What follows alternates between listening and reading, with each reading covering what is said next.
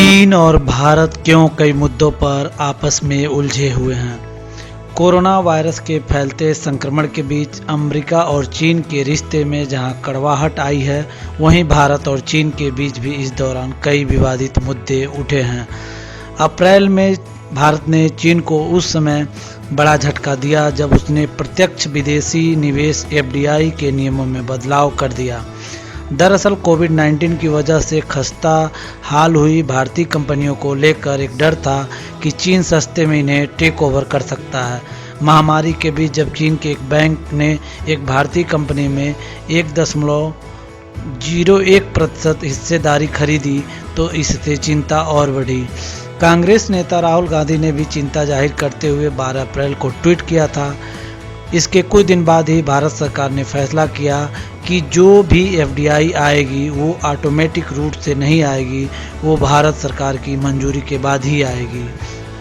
भारत सरकार ने प्रत्यक्ष विदेशी निवेश के जो नए नियम बनाए हैं, उनके मुताबिक जिन देशों के ज़मीनी सरहदें भारत से मिलती हैं, अगर वो भारत के किसी कारोबार या कंपनी में निवेश करते हैं तो इसके लिए भारत सरकार की मंजूरी लेनी अनिवार्य होगी। पहले ये पाबंदी केवल भारत में निवेश करने वाले पाकिस्तान और बांग्लादेश के निवेशकों पर लागू होती थी। इस बदलाव पर चीन ने आपत्ति जताई थी और इसे निवेश के सामान्य नियम के खिलाफ बताया था। अगर कोरोना की हम बात करें, कोरोना की उत्पत्ति की जांच का भारत ने समर्थन किया था, जिसे लेकर भारत और चीन के बीच हालात बिगड़ते नजर आ रहे हैं। पिछले कई महीनों से कोरोना वायरस की उत्पत्ति को लेकर अमेरिका और चीन में ठनी हुई थी। जब विश्व स्वास्थ्य संगठन WHO की वर्ल्ड हेल्थ असेंबली में ये मामला उठा तो भारत ने जांच का समर्थन किया। जांच की मांग को लेकर 18 मई को वर्ल्ड हेल्थ असेंबली में एक ड्राफ्ट प्रस्ताव पेश किया गया था, जिसका समर्थन भारत ने किया था।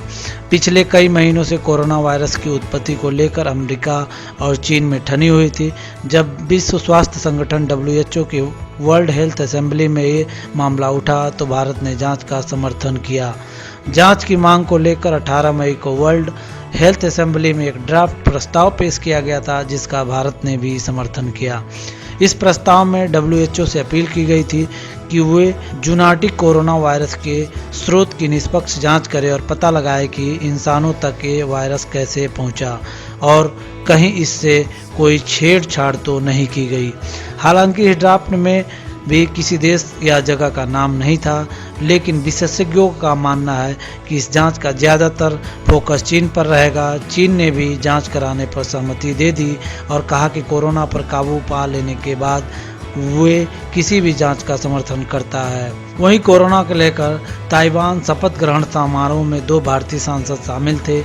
इन सब के बीच ताइवान की राष्ट्रपति साई इंग वेन ने अपने दूसरे कार्यकाल के लिए भी जब बीते बुधवार को शपथ ली, 2 भारतीय सांसदों ने भी इस कार्यक्रम में शिरकत की।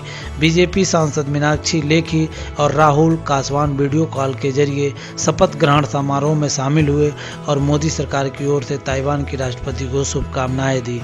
जानकार मानते हैं कि भारत की मोदी सरकार ने ऐसा करके चीन को कड़ा संदेश देने की कोशिश की है, क्योंकि चीन ताइवान को संप्रभु देश नहीं मानता है, जबकि साई इंग वेन ताइवान को एक संप्रभु देश के तौर पर देखती हैं और उनका मानना है कि ताइवान वन चाइना का हिस्सा नहीं है। चीन उनके इस रवैये को लेकर नाराज रहता है।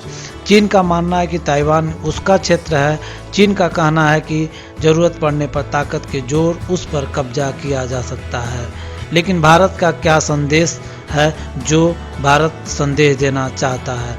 भारत इन कदमों से क्या संदेश देना चाहता है? इस बारे में सिटी यूनिवर्सिटी ऑफ लंदन में रिसर्च फेलो और चीन मामलों के जानकार अतुल भारद्वाज कहते हैं कि भारत ये संदेश देना चाहता है कि वे चीन से खुश नहीं है। उन्होंने कहा, भारत चाहता है कि चीन नेपाल जैसे देशों पर उसके मामले में अपना प्रभाव कम इस्तेमाल करे। ये संदेश देने के लिए भारत ताइवान समेत जिन जगहों पर पहुंच बढ़ा सकता है वहां बढ़ा रहा है। वहीं अब भड़का सीमा विवाद को लेकर के हाल में दोनों देशों के बीच सालों पुराने सीमा विवाद का जिक्र भी एक बार फिर निकल आया। ऐसी रिपोर्टें आई हैं कि वास्तविक नियंत्रण रेखा LAC पर दोनों देश अपने सैनिकों की मौजूदगी बढ़ा रहे हैं। चीन का आरोप है कि भारत गालवन घाटी के पास रक्षा संबंधी गैर कानूनी निर्माण कर रहा है। लद्दाख में पैंगोंग त्सो झील के नज़दीक दोनों देशों के सैनिकों के बीच तनाव की भी खबरें आई हैं। हालांकि बीते गुरुवार को भारत के विदेश मंत्रालय ने एलएसी पर ताज़ा तनाव को लेकर चीन को जवाब दिया और कहा कि भारत नॉर्मल पेट्रोलिंग कर रहा था, जिसमें चीन ने बाधा डाली और हम भारत की संप्रभुता और सुरक्षा सुनिश्चित करने के लिए पूरी तरह प्रतिबद्ध हैं। इस बयान के एक दिन बाद यानी शुक्रवार को सेना प्रमुख जनरल एमएम नरवणे पूर्वी लद्दाख की स्थिति का जायजा लेने के लिए लेह स्थित XIV कोर मुख्यालय भी पहुंचे। भारत का कहना है कि वो हर कदम का जवाब देने को तैयार है। तनाव क्यों बढ़ता जा रहा है? जिस वक्त दुनिया कोविड-19 महामारी से जूझ रही है, ऐसे में दोनों देशों के बीच तनाव बढ़ने की वजह क्या हो सकती है? अतुल भारद्वाज कहते हैं कि चीन इस वक्त पहले से अंतर्राष्ट्रीय दबाव झेल रहा है। अमेरिका खास तौर पर दबाव डाल रहा है। अमेरिका जब दबाव डालता है तो उसके सहयोगी देश भी अपनी तरफ से कुछ न कुछ दबाव डालने की तो कोशिश करते हैं। जब सब मिलकर दबाव डालते हैं तभी फर्क पड़ता है। भारत अमेरिका का हम रणनीतिक साझेदार है। ऐसे में एक वजह से भी हो सकती है कि भारत अंतर्राष्ट्रीय स्तर पर एकजुटता के तौर पर दबाव बना रहा हो। इससे चीन हर तरफ दबाव महसूस करेगा, चाहे ताइवान का मामला हो या WHO का हांगकांग के हालिया घटनाक्रम को लेकर भी चीन पर दबाव बनेगा। अतुल भारद्वाज कहते हैं कि दो तरीके हो सकते हैं, एक अंतर्राष्ट्रीय एकजुटता, दूसरा द्विपक्षीय यानी भारत और चीन के बीच का आपसी मामला।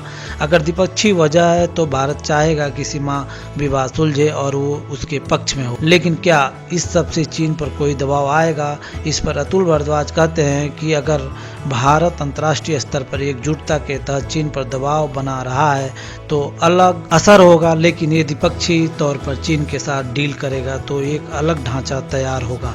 वो मानते हैं कि देखना होगा कि भारत चीन को किस तरह से अप्रोच कर रहा है, उस तरीके से तनाव आगे बढ़ेगा या घटेगा। आपका अपना क्या विचार है, ज़रूर आप हमें कमेंट बॉक्स में दें। अगर चैनल को सब्सक्राइब नहीं किया है तो रेड वाले बटन को दबाकर सब्सक्राइब करें। नमस्कार।